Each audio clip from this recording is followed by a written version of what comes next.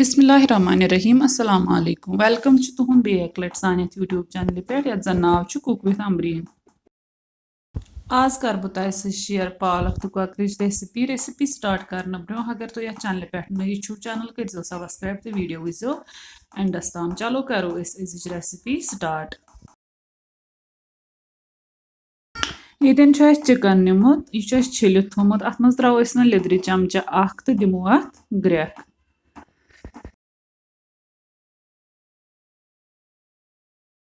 यथ आय ये ग्रेख यथ आब थोड़ा कम पहम ये दिम बह कर बह फ्यूर ये दिमस तो पत फ्यारो अत यह आब तो छकनो यह सर्द आब यह चिकन।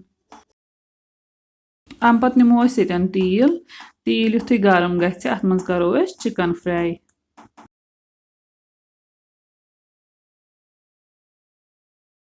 चिकन तोतान फ्राई कर योतान यह गोल्डन ब्राउन गि असल पो फ्राई कर। ये चिकन फ्राई गोमुत यह कड़ो वन अकिस प्लेटस पे नबर।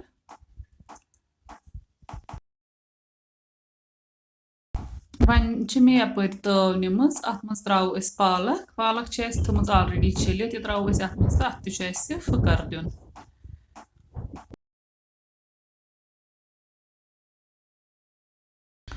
पालक आय ये ग्रेख यह थो लगभग 10-15 मिनटन इथे पे तो पत छकनो यह सर्द आब चढ़ो अत सोरे आब कड़ोस नबर ये थो पालक छकन तो चिड़ित वन ये सुई तील ये मज चिकन फ्राई कोर्मुत तो अत मज करो वन पालक फ्राई।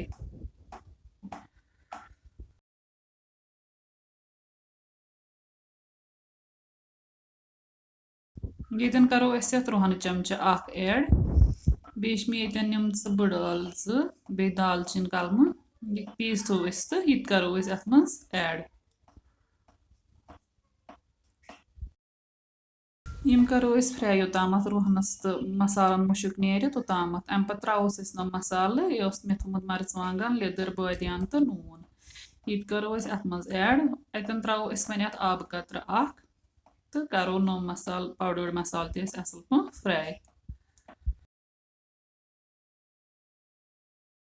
पालक गमज ये फ्राई असल पे ये करो वन अत आबस अख पे 2 गिलास तान ऐड बे करो चिकन थोमुत फ्राई कर सह करो मज ऐड।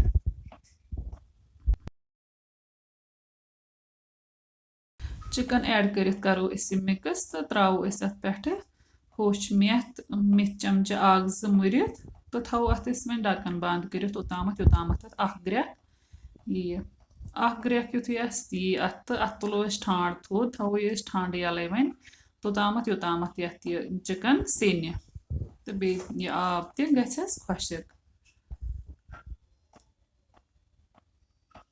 लगभग 10-15 मिनट पत कोर चेक आब हेतुत खुशक गसन तो चिकन गोमुत असल सॉफ्ट। वन करो अत गरम मसाला पाउडर चमचा अख ऐड अथ सोन अजिच रेसिपी रेडी गमज। तुह अगर सोन अजुक वीडियो पसंद आमुत वीडियो करो लाइक तो शेयर चैनल करो सब्सक्राइब बे दीजो पन फीडबैक कमेंट सेक्शनस मज। अल्लाह हाफिज।